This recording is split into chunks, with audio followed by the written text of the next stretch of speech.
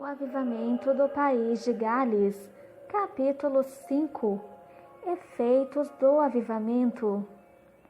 Nem sempre é possível colocar uma data precisa para o início de um avivamento. Geralmente o associamos a uma reunião especial ou a uma ocasião em que Deus começou a agir de modo especial. Contudo, se pesquisarmos, sempre encontraremos uma série de acontecimentos anteriores, como a preparação de instrumentos e a oração individual ou coletiva, que estavam em andamento muito antes da explosão maior vir à tona.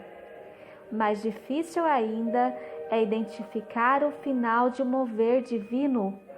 Afinal, um avivamento não é uma mera campanha ou série de reuniões especiais, como às vezes o termo é usado, e não pode ser programado, iniciado e encerrado de acordo com os planos humanos. O mover de Deus geralmente não acaba instantaneamente, vai perdendo fôlego pouco a pouco, até que as pessoas concluam: parece que agora tudo está voltando ao normal. E quando se procura descobrir o que aconteceu, vários motivos podem ser apontados: tentativas humanas para organizar a obra do Espírito, orgulho, falta de sabedoria e discernimento no uso de dons, ênfase exagerada na busca por experiências, divisões. Subtítulo: O avivamento de Gales acabou muito rápido? De acordo com a maioria dos historiadores, o avivamento em Gales durou aproximadamente 18 meses, de novembro de 1904 a abril de 1906. Embora tentasse não ocupar uma posição de liderança ou centralidade no avivamento, como vimos no capítulo anterior, Evan Roberts foi o instrumento que Deus usou para acender as chamas e mantê-las acesas durante o período em que se alastraram pelo país. Ele não foi o único instrumento, mas era o principal e mais conhecido. Alguns meses depois do início do avivamento, a intensidade das viagens e reuniões começou a desgastar a saúde física de Evan Roberts. Já em março de 1905, havia sintomas problemáticos. Mesmo assim, ele continuou ativo até abril de 1906, quando, próximo de uma crise nervosa, retirou-se do Ministério Público para recuperar-se na casa da família Jesse Penlevis. Nunca mais voltou ao cenário público, mas dedicou-se a uma vida de intercessão.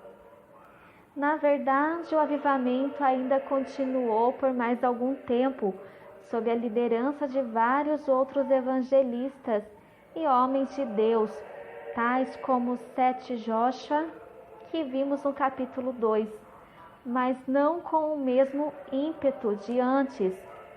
Quando se pergunta por que o avivamento de Gales acabou em tão pouco tempo, há pelo menos duas respostas. A primeira, mais óbvia aos observadores humanos, foi realmente o fato de Evan Roberts ter se retirado da cena de ação. Mesmo em moveres sobrenaturais como avivamentos, Deus usa instrumentos humanos. Limitações humanas podem afetar o mover de Deus.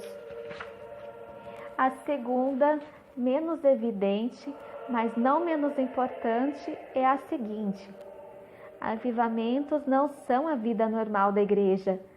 São intervenções divinas que podem afetar poderosamente um país ou época na história.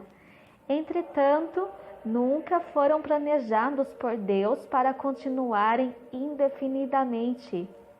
Nas palavras de Kevin Adams, historiador do avivamento de Gales, um avivamento vem para vivificar e despertar a igreja. Depois, ela precisa continuar cumprindo sua missão divina. O aspecto mais importante de um avivamento não é a duração do fenômeno ou visitação em si, é o impacto que gera na igreja e na sociedade e a permanência dessas mudanças. Subtítulo: Efeitos imediatos do avivamento. Nos primeiros 6 meses do avivamento, estima-se que mais de 100.000 pessoas foram convertidas. Algumas já eram membros de igreja, mas nunca tiveram uma verdadeira experiência viva com Deus. Outras eram mais facilmente identificadas como pecadoras, gente que antes não queria saber de Deus ou da igreja. O efeito nas vilas, aldeias e locais de trabalho em todo o país de Gales era muito marcante. O ambiente nas minas de carvão, onde grande parte dos homens da região trabalhava, mudou completamente. Os mineiros, que já tinham de se levantar muito cedo para começar o trabalho, chegavam meia hora antes para a reunião de oração. Às vezes, havia 200 pessoas ou mais lá embaixo na mina, participando de uma reunião de avivamento. Os chefes e supervisores estavam também. Havia alegria e entusiasmo no ar. Os homens cantavam durante o trabalho e conversavam com os colegas sobre arrependimento e conversão.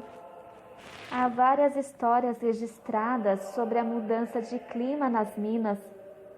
Um empregado estava com medo de perder o emprego, porque sua tarefa era cuidar dos cavalos e agora todos os mineiros convertidos estavam cuidando com muito mais responsabilidade, cada um do seu próprio cavalo.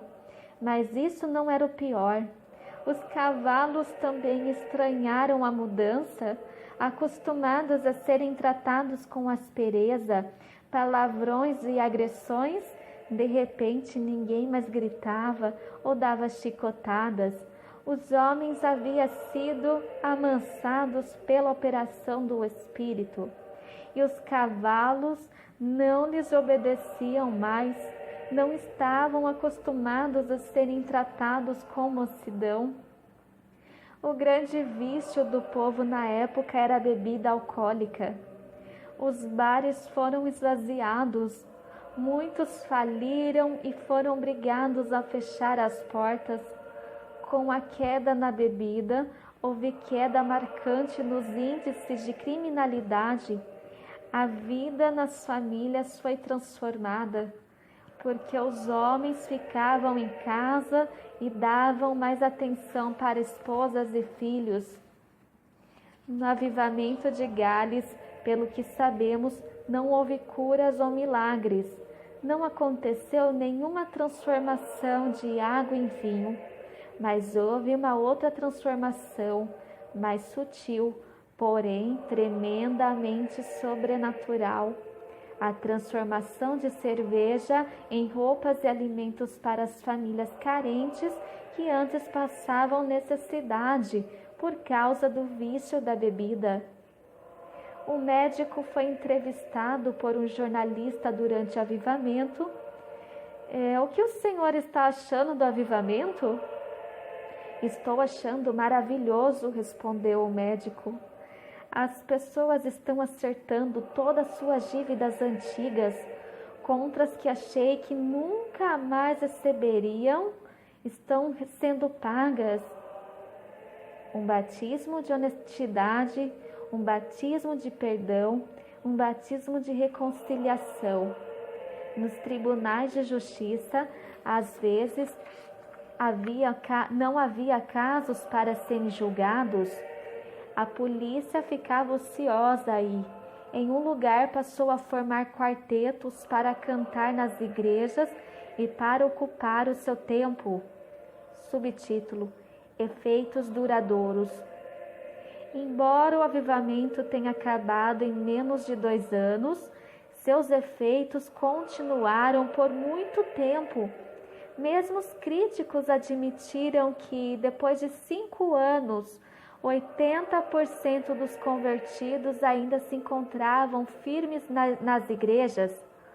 Não foi um fogo de palha, como tantas vezes se tem visto, em que os números desaparecem logo após o fim dos fenômenos sobrenaturais.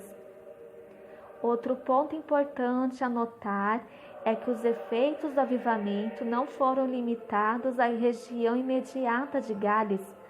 As chamas foram se espalhando, transportadas por pessoas que viajavam ou se mudavam para outras partes da Grã-Bretanha ou do mundo. Muitos missionários saíram de lá, alcançando lugares distantes, como a Índia ou a África. Avivamentos começaram em vários outros países, diretamente influenciados pelas chamas que saíram de Gales, dentre os quais o avivamento Azusa nos Estados Unidos, 1906, e o avivamento na Coreia, 1907. Muitos efeitos nunca poderão ser avaliados ou conhecidos. Como exemplo da transformação permanente que resultou do avivamento, podemos citar Jessie Davis, que foi entrevistada pelo historiador Kevin Adams, quando já estava com mais de 80 anos, muito tempo depois do avivamento. Muitas pessoas dizem que o avivamento acabou em pouco tempo. Como a senhora se converteu nesse avivamento? Responde a essa crítica. Quero dizer isto, ela respondeu. A chama que foi acesa no meu coração em 1906, quando eu era jovem, nunca mais se apagou. Está acesa ainda hoje.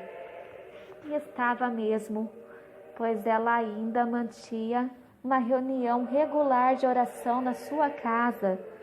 Sem dúvida alguma, milhares e milhares de pessoas conheceram e se apaixonaram por Jesus na lua de mel de 1904, mas continuaram amando até o fim de suas vidas.